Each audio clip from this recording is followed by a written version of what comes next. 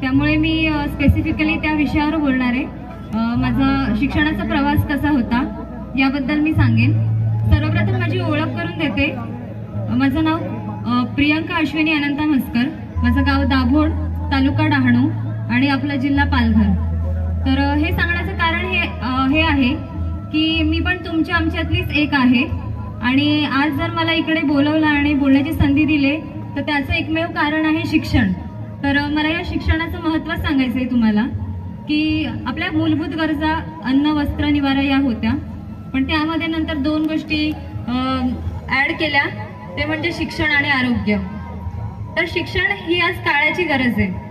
आपल्याला आपल्यासाठी जे कायदे आहेत किंवा बऱ्याच गोष्टी आपण नेहमी बोलत असतो की शासनाने हे नाही केलं, शासनाने ते नाही केलं, पण बऱ्याच गोष्टी या केलेल्या आहेत, पण आपल्या माहिती अभावी आपण तिथपर्यंत पोहोचू नाही शकत। माझं शिक्षण हे मराठी माध्यमातूनच झालं, 1ली ते 10वी। त्यानंतर मी 11वी 12वी सायन्स केलं आणि या क्षेत्रात येण्याचं कारण म्हणजे की ज्या भागामध्ये मी वाढले तर नेहमी मी इकडची सामाजिक परिस्थिती बघितली आणि नेहमी मला असं वाटायचं की आपण काय करू शकतो समाजासाठी। तर 12वी सायन्स नंतर मी नीट एक्झाम दिली होती आणि माझा MBBS ला नंबर लागत होता, पण एक लहानपणापासून एक कळकळ होती की मला कुठेतरी एक सामाजिक क्षेत्रात उतरायचंय, जनतेसाठी काहीतरी करायचंय। आणि माझे वडील हे प्राथमिक शिक्षक असल्यामुळे त्यांनी मला MPSC UPSC हा मार्ग सांगितला।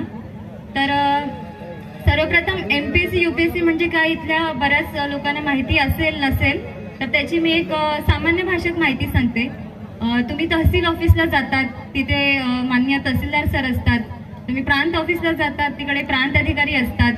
कलेक्टर ऑफिसला जातात, तिकडे कलेक्टर सर मॅडम असतात। तर हे जे मान्य व्यक्ती त्या पदावर असतात आणि त्या पदापर्यंत जाण्यासाठी ज्या परीक्षा असतात तर त्याला आपण स्पर्धा परीक्षा म्हणतो आणि तीच परीक्षा मी दिली होती।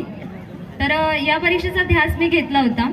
12वी नंतर म्हणजे हे सांगण्याचं कारण आहे की मी अगदी लहान वयात हे ठरवलं होतं, म्हणून मी हे इथल्या तरुण पिढीला सांगते की स्वप्न ही मोठी बघा आणि जर तुम्ही चांगली स्वप्न बघितली, जिद्द ठेवली तर ती पूर्ण करण्यासाठी आपोआप संधी चालून येतात।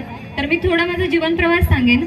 12वी सायन्स झाल्यानंतर माझ्याकडे MBBS ला ऍडमिशन घ्यायचं की स्पर्धा परीक्षेचा अभ्यास करायचा हा ऑप्शन होता। जसं बऱ्याच जणांना वाटतं की स्पर्धा परीक्षा ही एकदम कठीण गोष्ट आहे, पण जर ठरवलं तर तुम्ही काही करू शकतात। आणि मी प्लॅन B म्हणून LLB government law college Churchgate, जिथे भारतरत्न डॉक्टर बाबासाहेब आंबेडकर ज्या कॉलेजचे प्रोफेसर होते त्या कॉलेजमध्ये मी BLS LLB साठी ऍडमिशन घेतलं।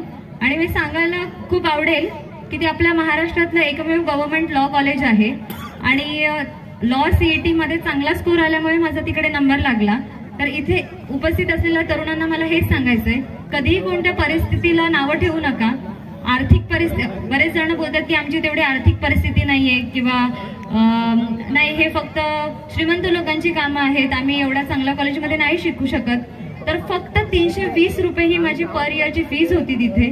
तर मला असं वाटतं की खरंच जर जिद्द असेल तर तुम्ही तिथपर्यंत जाऊ शकतात। आणि लॉचं प्रिपरेशन करत असतानाच मी स्पर्धा परीक्षांचा अभ्यास चालू केला आणि मी पुण्यासारख्या म्हणजे जे शिक्षणाचं माहेरघर आहे अशा ठिकाणी मी प्रिपरेशन नाही केलं। हे सांगण्याचं कारण हे आहे की तुम्ही कुठेही राहून अभ्यास करू शकता जर तुमच्यामध्ये तेवढी शिस्त असेल, स्वतःवर तेवढा कंट्रोल असेल। कारण मी सगळा अभ्यास हा घरी राहून केला, फक्त माझ्या इंटरव्ह्यूसाठी मी पुण्याला गेले होते। तर मला हेच सांगायचं आहे की जे सर्वांचं म्हणणं असतं की तुम्हाला स्पर्धा परीक्षा करायचं आहे तर दिल्लीला जावं लागतं किंवा पुण्याला जावं लागतं, तर इथे बसलेल्या प्रत्येक युवा पिढीला सांगते की तुम्ही जर ठरवलं तर हे होऊ शकतं। हे सिद्ध मी करून दाखवलंय आणि मला असं वाटतं हा आदर्श तुम्ही घेतला पाहिजे। मी हा माझं कौतुक नाही सांगत आहे, कारण माझ्यासारखे अजून अधिकारी घडले पाहिजेत हे मला मनापासून वाटतं।